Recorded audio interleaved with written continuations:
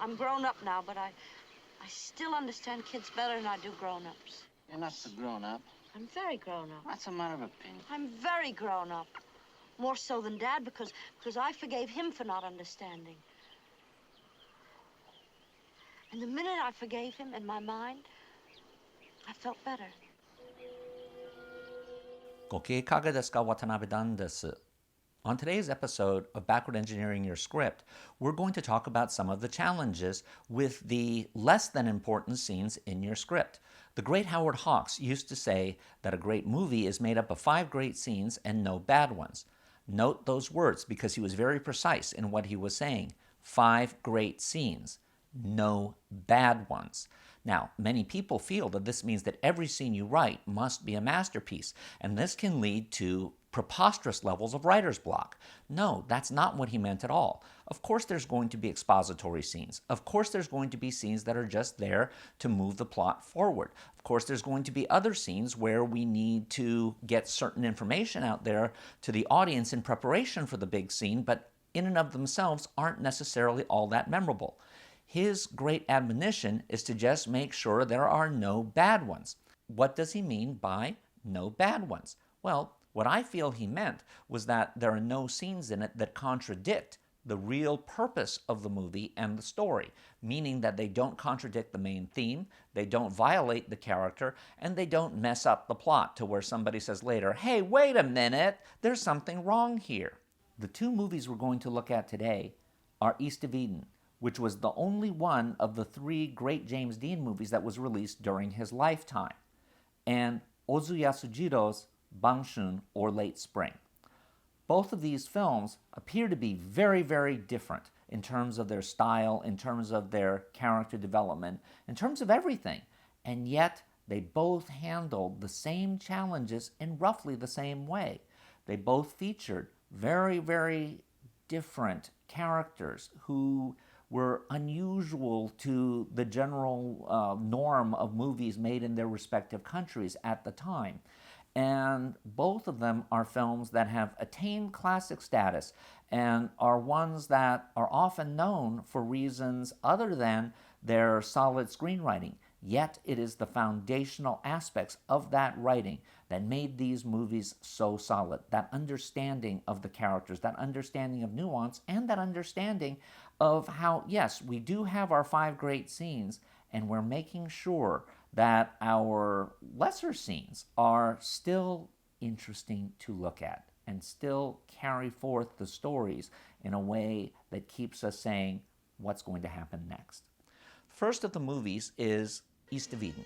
Now, East of Eden is primarily remembered today as the only movie that James Dean completed before he was killed in the car wreck. And it is memorable because it was Elia Kazan at his most, shall we say, eccentric, because he was dealing with a new medium, which is the CinemaScope screen. And that presented challenges, and he addressed those in a variety of, shall we say, interesting ways. Some of these ways make the film perhaps less easy to watch today than others. Ozu Yasujiro is one of those Japanese directors that are part of the international canon. You're supposed to see his movies and love them.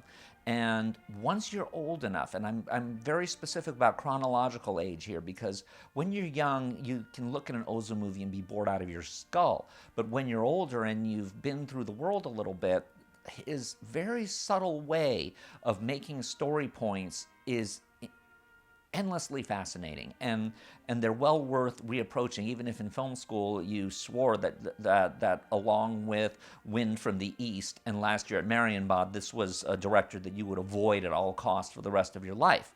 He is well worth reapproaching. Now let's look at some of the challenges that can face a screenwriter. Perhaps the biggest of the challenges is what happens when you have just a plain old bread and butter scene that needs to get the plot moving, but in and of itself doesn't have anything particularly intriguing in its visual design. Well, the way Kazan dealt with that was he added the element of location. For example, in East of Eden, there's a scene where the James Dean character is with his brother's girlfriend, played by Julie Harris. and they're on a Ferris wheel. And what is it about a Ferris wheel that's unusual? Well, first of all, it means you're alone even if you're in a public place. Secondly, it's in an amusement park, so you would expect the emotional context of anything that happens on a Ferris wheel to be relatively joyful.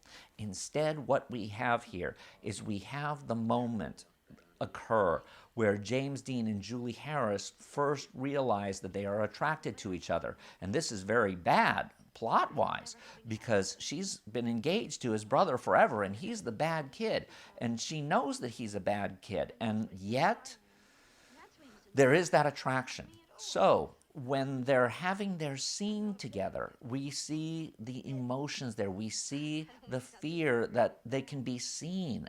We see all of that, and it adds an element to the scene that makes it really touching and very much something that we will remember later.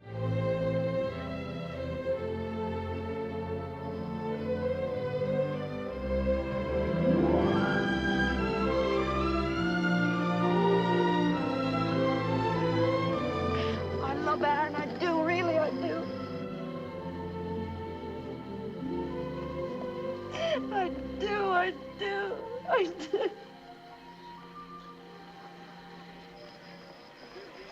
What did Ozu Yasujiro do? Now, Ozu was very good about looking at interior spaces and having that interior space define who your people were.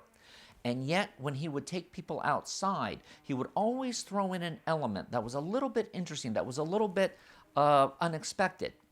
In the case of this story, we are introduced to Noriko, played by Hara Setsuko, and her father, played by Ryu Chishu's assistant. And we're getting a little bit of a hint that the two of them might be romantically entangled.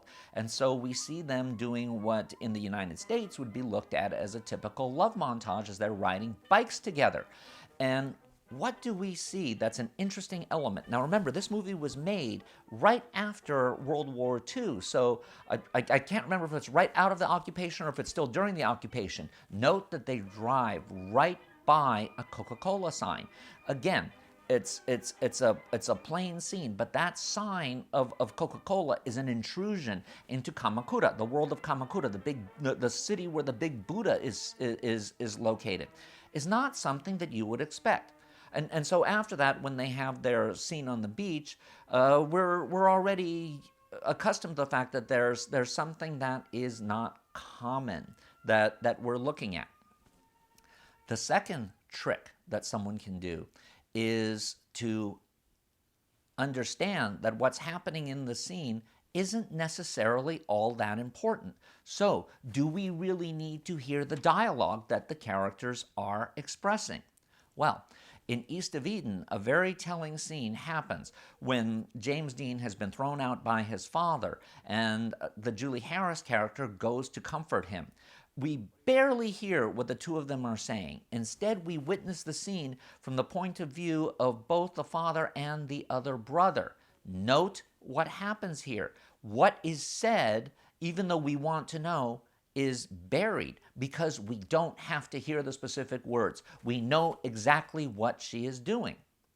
What Ozu does is perhaps even more radical. He just eliminates a scene that he feels we do not need. And where that is expressed is in a scene where the daughter all of a sudden is going to get married. And guess what? We've never even met the fiancé. He's not even introduced. Just all of a sudden, she's made up her mind. She's going to do the familial obligation and say yes to marriage. And we don't even get the baseline expository scenes. You know why? We don't need to see them. We do not need to see the new boyfriend. He is irrelevant to the story. The story is about a daughter who's trying to knows she needs to separate from her father, but is hesitant to do so because she feels familial obligation. And yet, once she's made that decision, we don't need to see who the guy is. We don't need to see the father feeling in some way threatened or not. It's irrelevant. It's about her. So that ellipse there was very, very powerful. Perhaps a third way that we can make a story point without necessarily underscoring it too much is to have the characters in a situation where they should be saying something and they're not saying it at all. They're just observing it. Note this scene in a public place, again in Banshun, where the daughter has been told by the father, or suggested by the father, that he's actually interested in a local widow. He's really not, but he knows that his daughter otherwise will never get along in her life, so he must do something. What does Ozu do?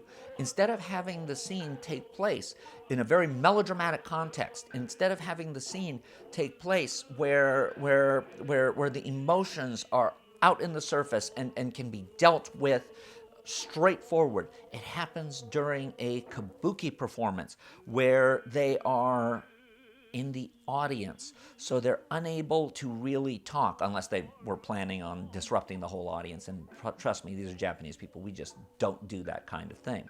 So instead, we see them just exchanging looks at each other, and we see the emotional turmoil that the characters are feeling. And it's all the more powerful because of that. Now let's contrast that with the way Kazan handled a similar scene. What Kazan did is he put the scene up front and center. It's a scene where James Dean tried to show his father that he had filial loyalty, and his father rejects him. And James Dean tries to reach out to him, and the father remains stoic and distant. And you see James Dean just completely break down. Note the incredible difference. The emotions are still there, but when James Dean does it, they're all on the surface. They're all up front in a way that American male actors had not done up to that point. And it was a shock to most of the audiences and really spoke to the youth. But I'm going to say that Hara Setsuko was doing kind of the same thing. She was showing the conflict with modern Japan, where you still had the traditions, and yet your pushing down of emotions wasn't always the thing you really wanted to do. そうかしら。でもなんだか嫌ね。何が？今度の奥さんかい？おじさまがよ。どうして？なんだか不潔よ。不潔？汚らしいわ。汚らしい。ひどいことになったな。汚らしいか。As a writer, this is why it's important to know who your performer might be, because you can tailor to that type of star persona orientation. And the ultimate thing is that there are so many ways to utilize your tools of location and character interaction and other outside details that make your challenge as a writer that much more interesting. So don't be afraid because outside of your 5 great scenes, you're worried about some of your others. You'll be able to figure out some way to play around with the formal settings and all of that and come up with something unique and hopefully quite wonderful.